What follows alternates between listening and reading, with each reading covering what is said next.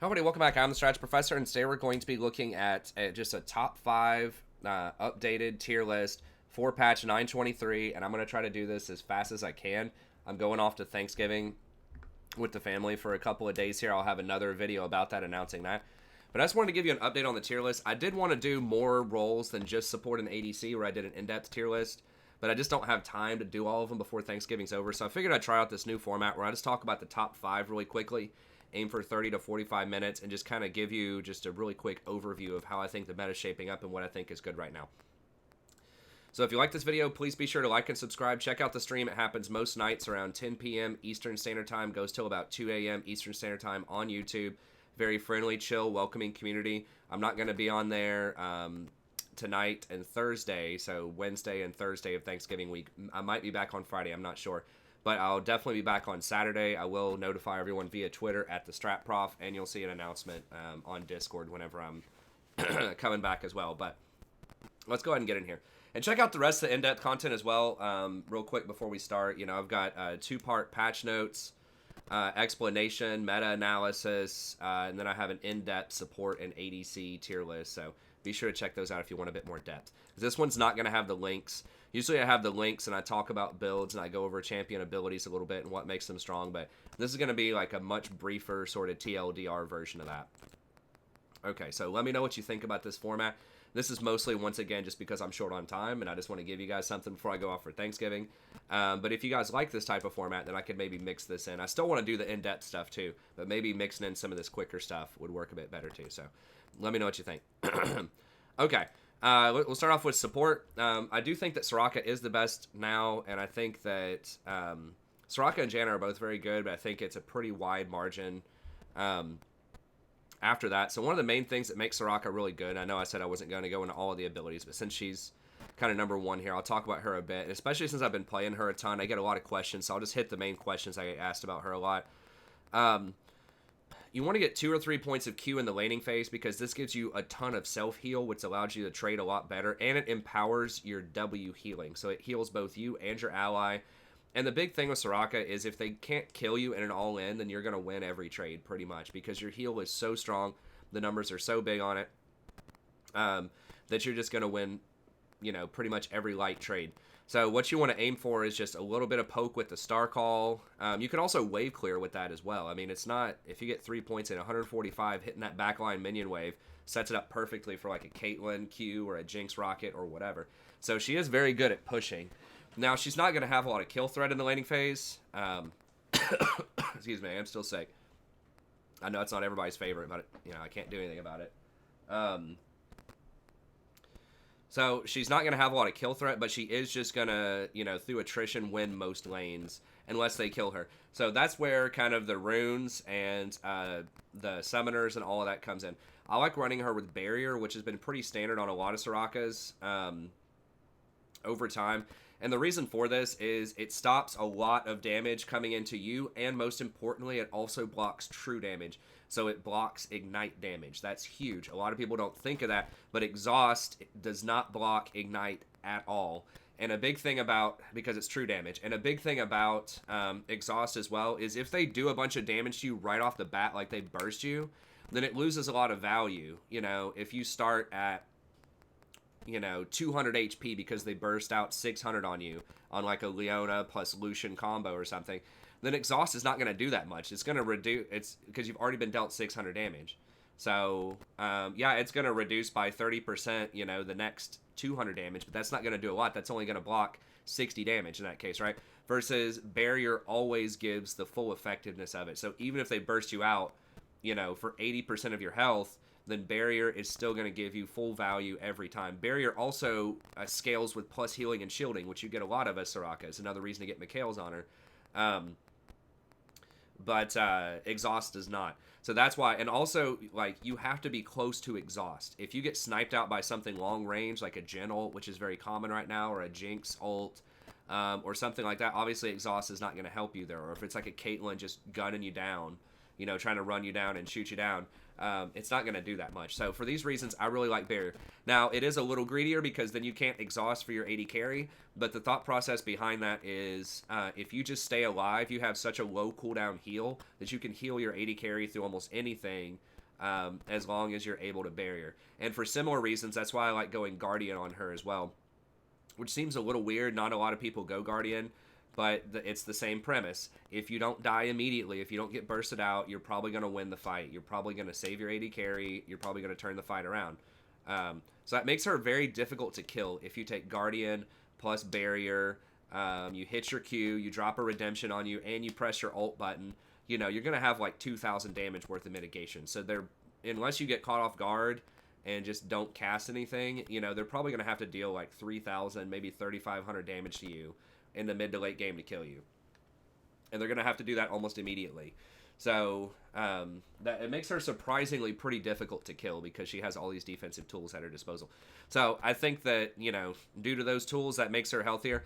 Also, I like going the Relic Shield line gold item. I've been doing that a lot on stream. People have been asking about that. The main reason, there's just not a reason to go Spell Thieves anymore, because the reason you would do Spell Thieves before is it would give you the on-hit damage and the mana regen, and it was your only AP option. Well, now it doesn't give the on-hit damage, it doesn't give the mana regen, and it's not your only AP option. So going Relic Shield gives you a little bit more health early on and in the mid-game.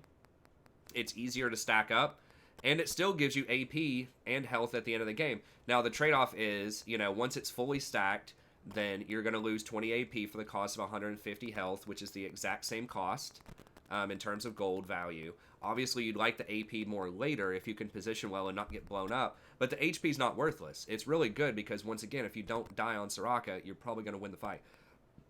But, the main reason, it's just easier to stack. It gives you more survivability early, and it's just easier to stack. I mean, as auto-attacking minions and last-hitting cannons is way easier than trying to trade with the enemy. Especially on someone as fragile as Soraka. Trying to walk up and hit the Lucian with auto attacks or spells while there's a Leona sitting right on top of that minion wave can be really spooky. So it doesn't force you to do that. It doesn't force you to take unnecessary risks to try to get stacks. So I think that's a lot better. Also, a huge perk, which this sounds kind of flame, but it's not. Your AD carry can't miss the cannons if you have this. And that's actually a really big deal, believe it or not, because there are a lot of AD carries, even in Platinum, even in Low Diamond, that miss cannon minions. And this makes sure that they're not going to miss those cannon minions because you're going to hit them all for them with your Relic Shield. So not only is it giving you gold, but it's helping them get the gold that they potentially would have lost anyways by missing the cannon minion. So all this is really good. And the final thing I'll say about her is her Wish is just amazing. It's one of the best macro plays in the whole game because it heals everybody on the map no matter where you are. So you roam without ever leaving your lane. It's the same premise as why Karthus jungle became really strong, is because you can ult from anywhere. So you can just power farm while at the same time you're ganking. So that means that you're not going to miss experience by leaving the lane. You're not going to put yourself in a vulnerable position by trying to leave the lane a lot of the times. Now, you can still roam around and try to make plays and heal. You shouldn't just sit in your lane. But it does give you an extra option earlier on in the game to roam and influence anyone on the map anytime as long as your ult is up. So I think that makes her extremely powerful, and it scales so well into the late game, it's nutty. At level 11, the empowered heal is like 375 base heal with just all of these crazy AP ratios and modifiers you can get on it. So very, very strong. I think she's difficult to beat. I mean, I've even played her into Leona and Nautilus before. Obviously, those are going to be some of her toughest matchups, but she can still do okay. If those champions don't get ahead early, you will outscale them hard, which I talk about more in the support tier, the in-depth one, so check that out. But I do think Soraka is still on top. Janna is similar. The thing about Janna, though, is she doesn't have a heal in the laning phase.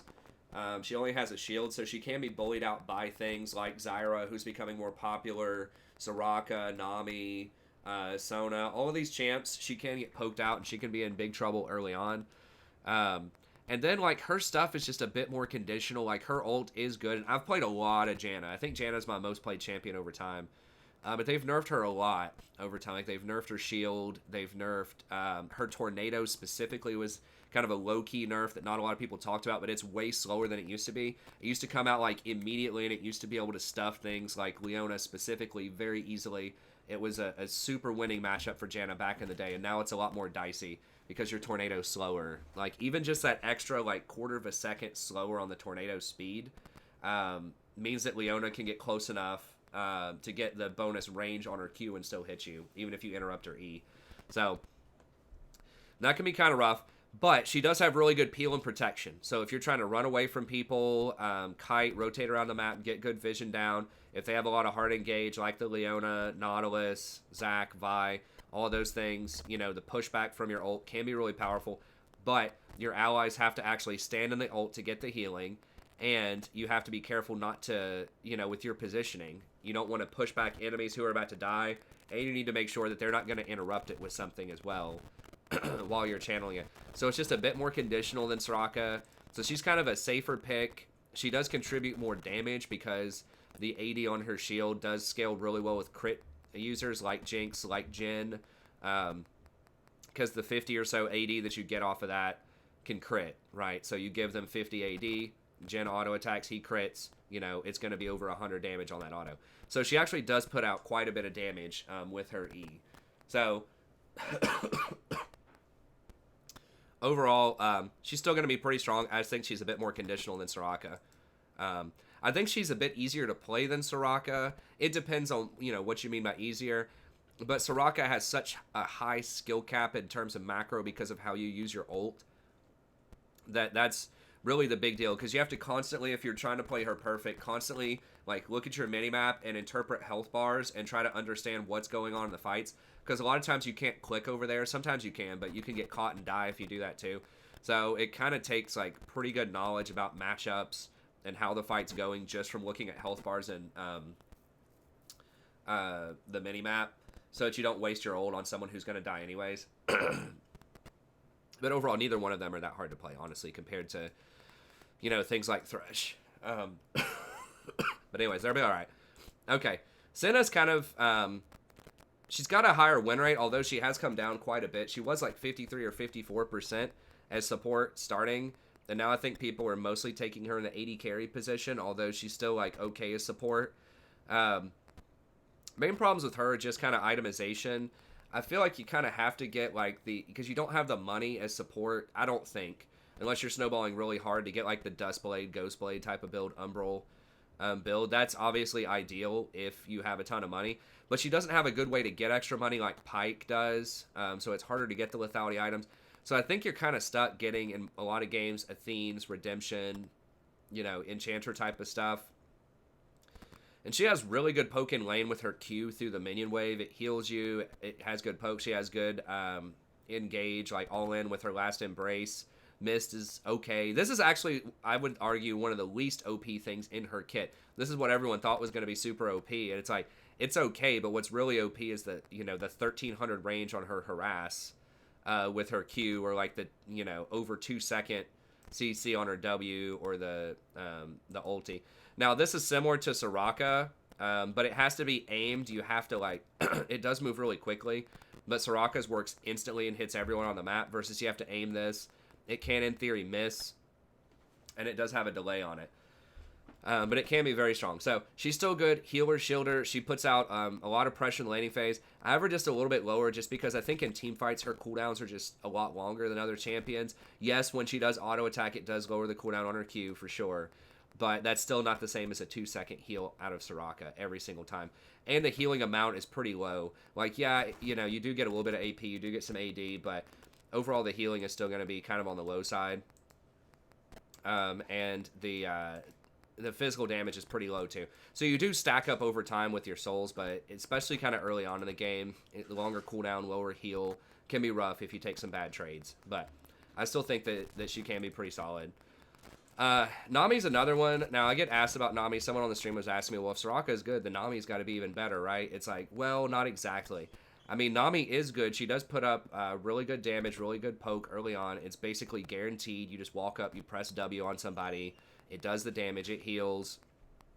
That's solid.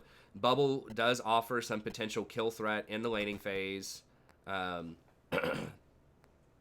So, she has that. And then her ult does provide some pretty nice follow-up CC if you have hard engaged tanks on your team. Like a Zac, a Vi, a Sejuani, that type of stuff. It can be pretty good.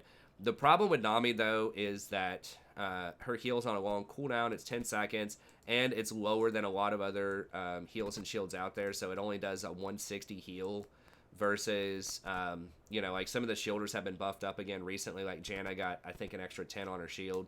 So Janna's shield, I think, is back to 220. Might even be 230. Soraka's heal is going to be 220. And so, she's got, basically you're trading off the raw scaling with the plus healing and shielding, and in exchange you're getting CC and like more guaranteed harassment with ebb and flow.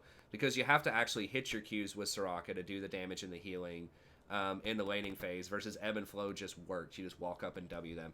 So I do think that Nami can be pretty good. She just doesn't have as much hard scaling. But if you want someone that has more CC, she can work for you.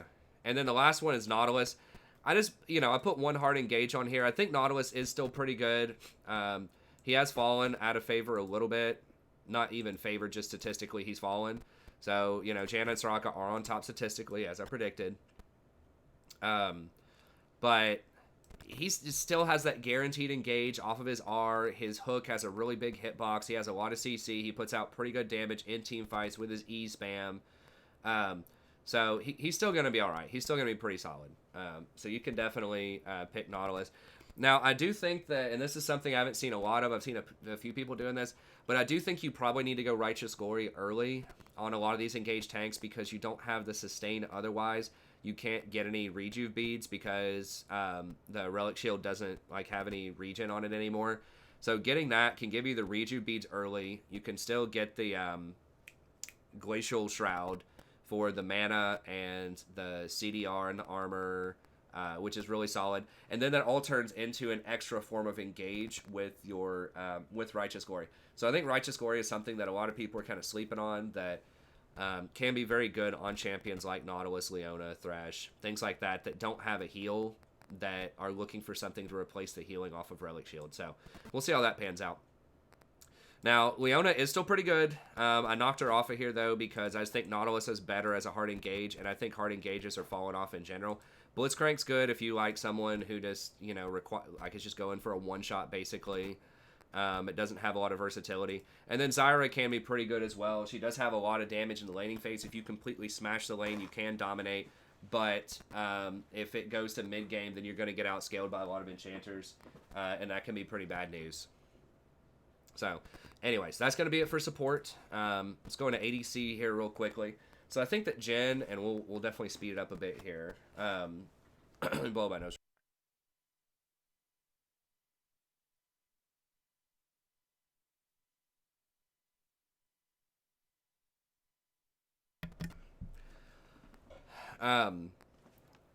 So I think that Jhin is actually the strongest after playing on a patch or so here. He doesn't have the highest win rate overall, but he just does so much damage early on. He just blows people up, and he's so good with the new build where you can kind of go the Storm Razor, Infinity Edge, Rapid Fire Cannon.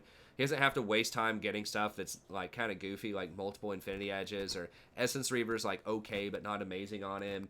Getting a second Zeal item like a Static Shiv or a Phantom Dancer, is not really going to be that great on him. So he is awesome with the new Storm Razor, though, because it slows people down so you can catch up to him easier. It has the burst damage. It works really well with Rapid Fire Cannon, so that you can kind of long range hit somebody, crit them, speed up, and then it slows them down. So I think he's just really good. Also, he has great follow-up. His W is really solid CC with most supports. Just huge burst damage. The traps can help you out a little bit with wave clear, and then his ultimate is very good as well for kind of running down stragglers. So I think he's going to be very strong right now. Jinx is another one that is really solid, and she was number one. She is still a bit vulnerable to all in, but she's one of the best answers to champions like Soraka, to champions like Janna, because they can't get on her. They can't do anything to disrupt her. They just have to try to heal through all of her damage. In late game, if she gets Executioners and she's throwing out those rockets with Hurricanes and just spreading that to everybody, it can be a tall task to try to kill her. So, if the enemy team just doesn't have a lot of engage, and your team has a decent little front line, people that can lock him up in CC, she's going to scale better than almost anybody. In early game, she does have really good wave clear. She can push and get priority for Dragon with her rockets. She has some okay poke with Zap. She can execute people with her ult. Chompers are actually pretty good at deterring a lot of hard engage. So she's a pretty good, like, well-rounded champion in the early game. She's not the greatest, but she's all right, you know, and then she scales super hard later on. Senna's the next one that is pretty solid. Now, I really don't like the Manamune build on her. I know a lot of people, it's infesting Senna as well. Like, it is cute that, you know, you do have a lot of mana, you can spam your abilities, and your Q does apply the on-hit damage from the completed Manamune. But it does slow down your early game tremendously. I would highly recommend just kicking it off. I think a lot of people do the Duskblade early on. Duskblade is so good on her because you get that slow and just the lethality plus a heavy AD item. It's going to be super strong. So you can do the Manamune if you want, but also just the Duskblade plus Ghostblade is pretty strong as well. And then Infinity Edge. So I would probably go Dusk, Ghost, and then Infinity Edge. Is going to be strong. Because you're going to get a lot of crit. And yes, your crit damage is reduced, but Infinity Edge gives you like 50% more damage on your crits or something like that because of how a crit scales on her. So it's still a really, really good item. And if you get Manamune, that means you're not getting Duskblade, Ghostblade, or Infinity Edge in most games. So I know that it's cheaper. It's like 500 gold cheaper than Ghostblade, but just having that extra movement speed is really, really nice on Senna as well. And just having that immediate power spike, like not having to wait 20 minutes to charge up tier, I think is preferable, but I'll leave that up to you. A lot of smart people are going Manamune out there, so we'll see. But yeah, just another champion. She's not going to have a ton of like really strong sustain damage. It's more just her utility that makes her really good between the cloud, your ult, your Q, being able to heal people, and then your 2-second CC on an 80 carry. But she does do pretty good burst damage to squishies once she gets enough lethality. I mean, she's obviously got a 54% win rate, so it's pretty good. And then Miss Fortune's the next one. Now, Kleptomancy was knocked off of Miss Fortune. I'm not entirely sure what people are going these days on her, but she does just have really good early game damage with her Q poke. Her E can set up skill shots really well, and then she's got just obviously a super strong ultimate for team fights. And so I think people are still kind of going the crit on her. You know, maybe starting off with an Essence Reaver just so you can get more mana to keep your poke up, and then Infinity Edge.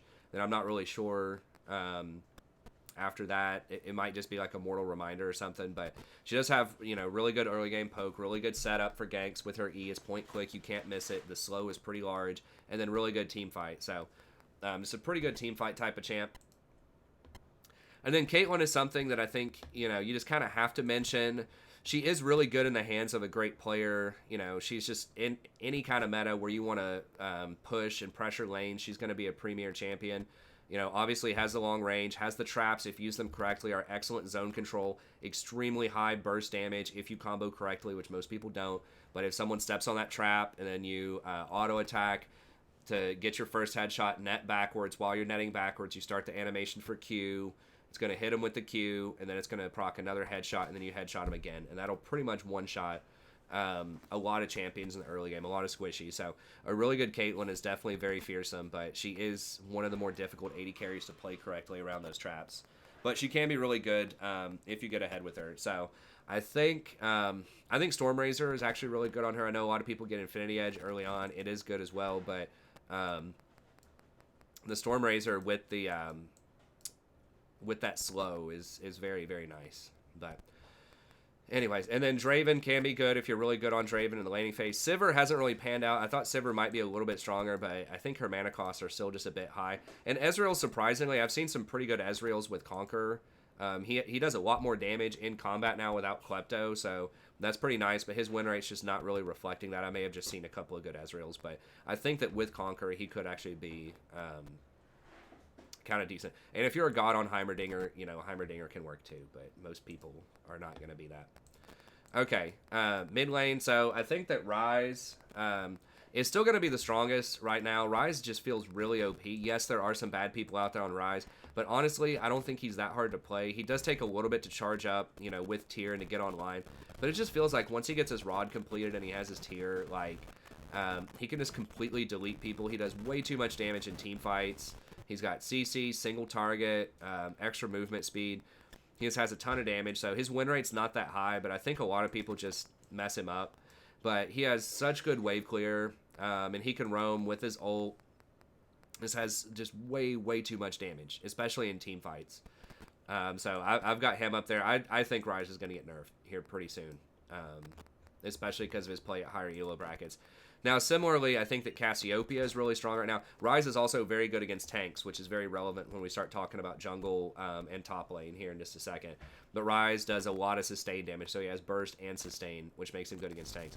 Now, Cassiopeia is another one that I think hasn't caught on a lot yet, but the Conquer with Cassiopeia just does an insane amount of damage because every single time you cast a spell, it's 2 stacks of Conquer. So obviously when you're machine gunning out Cassiopeia's E, it's going to stack Conquer really, really quickly. Now, I don't know how her Q stacks it, but just the fact that she has like 4 damage abilities and she can machine gun out her E just means that you stack it up super fast, and she just melts tanks. Everybody knows that. But I think that just the fact that she can heal through so much because she gets the extra healing off of Twin Fangs as well as the healing off of Conquer is just nuts. And then obviously Petrifying Gaze makes it very difficult to dive on top of her, and the grounding effect is really good against a lot of different champions out there. So I think she's great. She does scale super hard. She has nice wave clear early, and she has pretty good poke early on. 850, some pretty respectable range early on. So I think she's got a lot of potential. She is one of the harder champions to play because you have to kite and move. She's almost like an ADC that's a mage. And she also melts dragons, melts barons, melts elders, all of that stuff super, super fast. So you can get some 20-minute barons really quickly. Hey, you can get Rory if you want to save some time or whatever. I just thought if she came home, it would be a big thing. It would be a big thing to leave again and get her out the door, and she'd want to watch TV and... Okay, well... like, oh, we have to go. Here in a little bit when we get closer, I'm about to load the car. Okay. Like 10 minutes. So anyways, It's a little after 3. okay. Fizz is still going to be really good. So yeah, Cassio really good against tanks. Fizz is going to be the best assassin, I think, right now, or one of the best, certainly. He just has so much mobility. He's so frustrating. He can get in there, assassinate people, and get out really easily. Now, he doesn't have a lot of wave clear, but just his damage is immense. You can stop it with, like, Hourglass and things like that. So against some other mages, he can have problems. But against, like, the AP champions, or the AD champions, rather, I think, he's got a lot of really good matchups. So Fizz is still going to be really strong. High win rate as well, almost 54%, which is pretty huge for a mid laner. Nocturne is kind of the flavor of the month that everybody's going. They're getting the new Sanguine Blade on him. They're roaming around, making plays. So he can be really good. He does have nice wave clear with his passive and his Q. And then, obviously, he's got a really nice ability to roam with his ult. So it's just kind of the old classic push and roam. It's just he's a lot more reliable than, like, Zed, I think, because, I don't know, Zed requires a lot more skill than Nocturne to play, because you have to hit multiple shurikens after you ult to really make sure that you're going to kill him as Zed. With Nocturne, you just kind of press R and just get on him and kill him. Also, the spell shield that he has makes it really difficult to peel him off. You have to have 2 different spells, basically, to break it, and a lot of champions aren't going to have that, or they aren't going to cast him fast enough. And he has that CC with his Unspeakable Horror. So I think that he can be really, really good, a great duelist, especially with Sanguine Blade, because his passive, every time you auto-attack, it lowers the cooldown, and then eventually it heals you for a pretty decent chunk, and does, extra AD damage as well. So I think he's going to be really good with kind of the Sanguine Blade, Dust Blade, Ghost Blade type of combo. Mid-game assassin who has good wave clear and can also split some side lanes if you want to later on. Not as great in team fights, but most assassins aren't. And then finally, Malzahar, just kind of your staple, jack of all trades, has good wave clear, pretty decent scaling, not insane, but it's okay. And then just that point-click ult just has such great utility. Excellent matchup against things like Katarina that are really popular.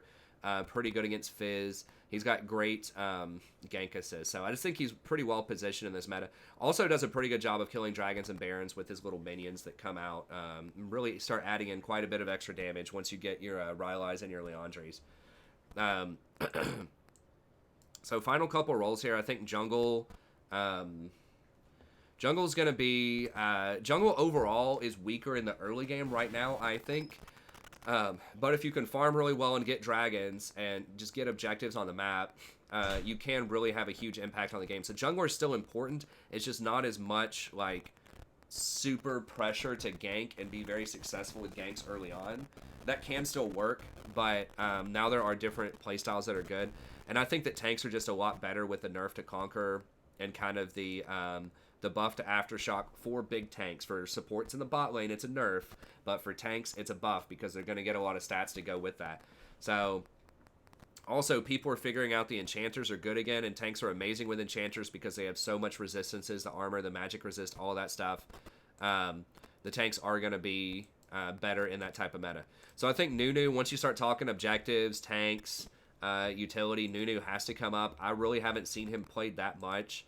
But he is, I mean, he's the man. Like, he's the guy that you want on your team. He's the master of objectives. It's almost impossible to take anything away from him. You know, his Q, his consume plus smite secures, like, every Baron, every Dragon, every Scuttle. It's the only person who's going to be able to challenge that would be, like, Cho'Gath, who's pretty rare right now. So he's great. He also actually, incidentally, has pretty good ganks early on with that snowball, especially against things like Jinx that don't have really good escapes, against things like Soraka. Now, Soraka can silence him while he's running in with his snowball, and Janna can peel him with their tornado. But it's pretty good ganks, especially if you get behind people. And then, you know, he's got good self-healing with his Q. He wants to get Spirit Visage a lot of times, which is insanely OP if you have a Soraka on your team. So he's just a good disruptor, you know, just farms jungle really well, is pretty healthy when he farms. He can take dragons, barons, you know, it's everything super quick, and brings a lot of good utility to your team with a lot of the slows. He actually does huge base damage on his ult if everyone's already used all their CC in a fight. Excellent at peeling for things like Jinx and some of these other like hard carry ADCs that are coming back up. So I think he's going to be amazing. Similar, kind of his little cousin here is going to be Warwick, who once again farms the jungle super well, takes objectives super well, dragons, barons, things like that. I would say that Warwick probably has better overall ganks because he has multiple tools. Like that blood scent is really, really strong, and Warwick is probably going to put out more damage later on in the game too.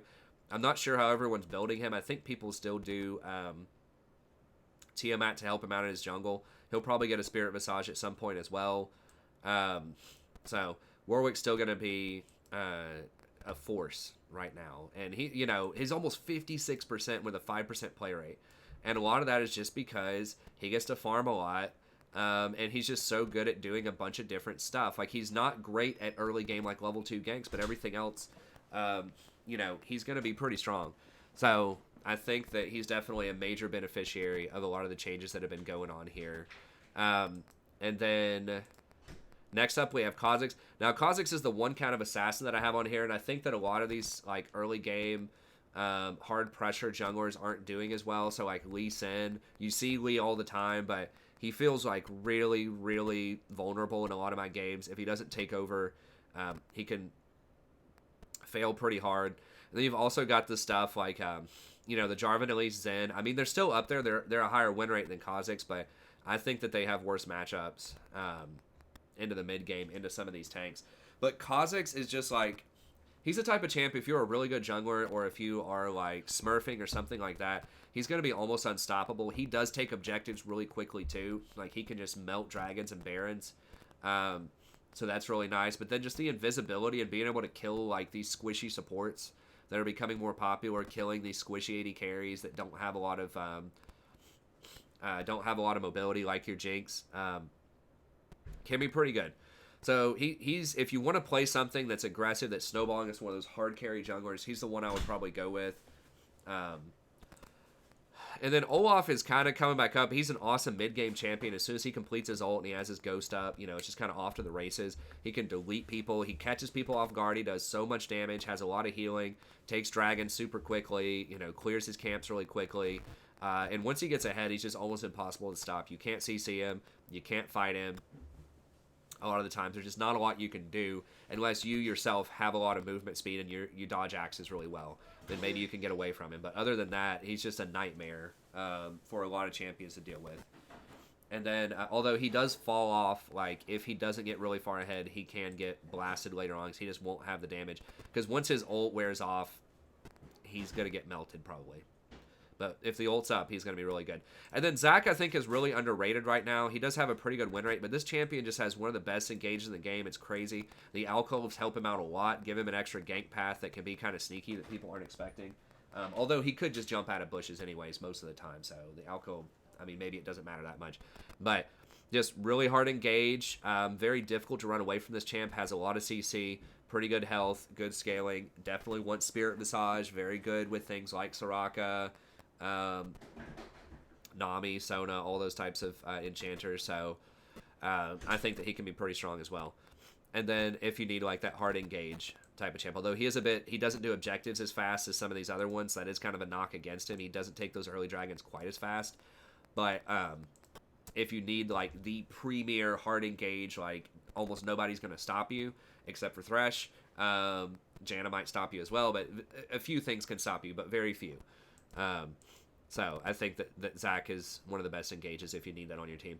And then finally, with top lane, this one, I don't think there's going to be that much controversy with several of these picks. Some of these other ones, you know, there's a lot of flexibility. But top lane has some of the most, like, OP oppressive champs right now. You can see a lot of them have that 53-plus win rate, and they also have a high play rate, especially Mordekaiser and Garen are both floating in at, like, 54 with over an 8% play rate. That really shouldn't be happening. So Garen's just really OP. Everybody knows that. This has happened for a long time. I mean, maybe in Challenger, not so much. But, I mean, he was played at Worlds. Like, don't forget this. This is the first Worlds ever Garen was played. So he's in a very, very strong state right now. He's very difficult to kill. Conquer's fine on him. His ult already does true damage. So losing out on the Conquer true damage in exchange for getting more AD might even be better for him, even with more healing. Because remember, the AoE abilities do full healing. The 15% healing off of Conquer doesn't get reduced by 1/3, like a lot of other runes will do, or anything that's like AoE, like your Gunblade, your the Hunter that heals. All of that gets reduced to 1/3 on AoE. Conquer does not. Conquer does full damage even on AoE. So in a team fight, when you're spinning a win and you have your Conquer stacked and you're doing that damage to like 3 different people, you're going to be healing for like hundreds and hundreds of damage. So he's just disgusting. He's difficult to kill. He's difficult to fight. They're not going to mess him up hardly. He's virtually no skill cap to him. He's one of the easiest champs in the game to play. He's just a beast. Really strong off of single item with Trinity Force. So he's very, very difficult to stop. Difficult to gank because he can run away really quickly. His dash removes slows for some reason. He gets a lot of free resistances off his ult. He has really high or off of his W. He has really high base stats. I mean, he's just the total package, just about. He doesn't have long range CC. He can be kited and dealt with, you know, in large team fights. But especially early on or any kind of one-on-one situation, he's going to be very difficult to deal with. Now, Mordekaiser is another one that has come up a lot. The Conquer changes are really good for him. They give him a ton of AP. He scales very well with AP and with the healing. Once again, it's the same deal. When you're doing a lot of AoE damage, it doesn't get reduced by 1/3. So when your Conquer is fully stacked, you're going to be healing for a ton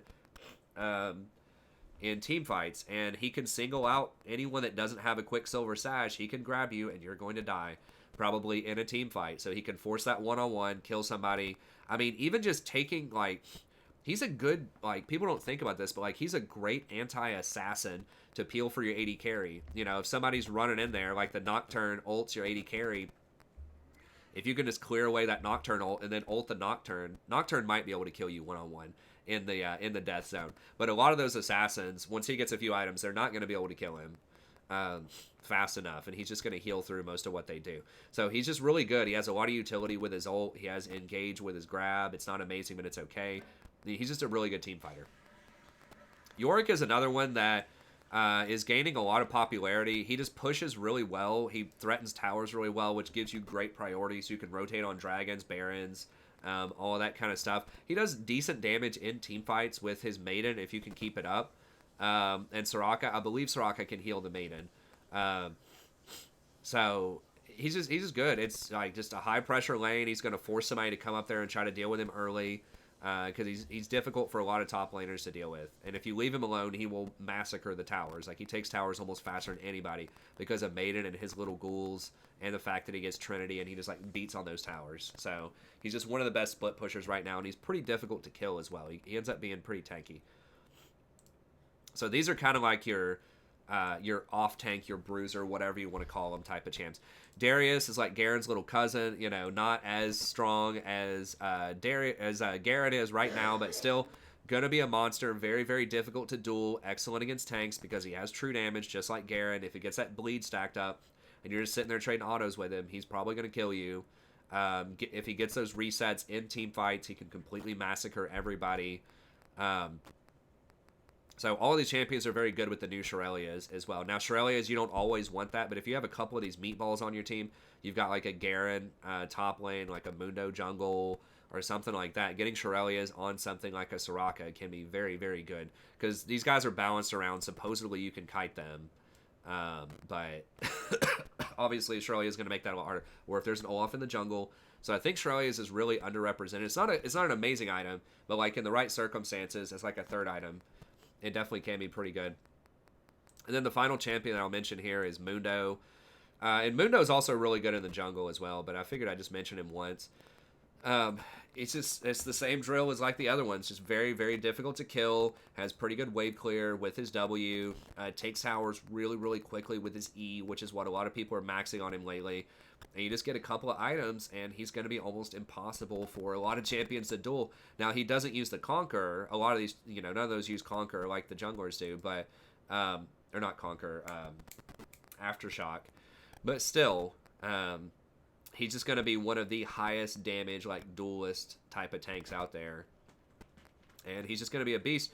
So, yeah, I mean, if you have one of these guys in your top lane, right, you have, like, one of the ideal comps would be have a meatball in your top lane, have a meatball in your jungle, have an enchanter as your support, pick a hyper-scaling ADC like a Jinx, and then just have some kind of, you know, high magic damage mid laner, and that's kind of the ideal comp. That's like the classic 2-tank plus enchanter, and then you've got your sustained 80 damage and your sustained magic damage. I mean, we're back to classic League of Legends, you know, what's been strong for years and years and years. But anyways, that's going to be it for this video. Let me know what you think. I tried to go through them as fast as I could. I will, in the future, try to do more kind of the in-depth videos. I would like to bring those down to like 30 to 45 minutes each. And those videos, if you haven't seen them, you know, they have links with like recommended runes, items, and I kind of go through champion abilities a little bit more. But like I said, I just wanted to give you a quick kind of mid-patch update on what I thought was strong here. But that's going to be it. Happy Thanksgiving to everybody in the United States, you know, around the world. Have a happy rest of the week and weekend as well. I will be back, like I said, Saturday, maybe Friday. Hey, are we coming back Friday or Saturday? I thought maybe Saturday morning, but we can talk about it. Maybe Friday night, maybe Saturday morning. We'll see. But anyways, that's going to be it. Be sure to check out the rest of the content, like and subscribe if you enjoy it, and I'll see you next time.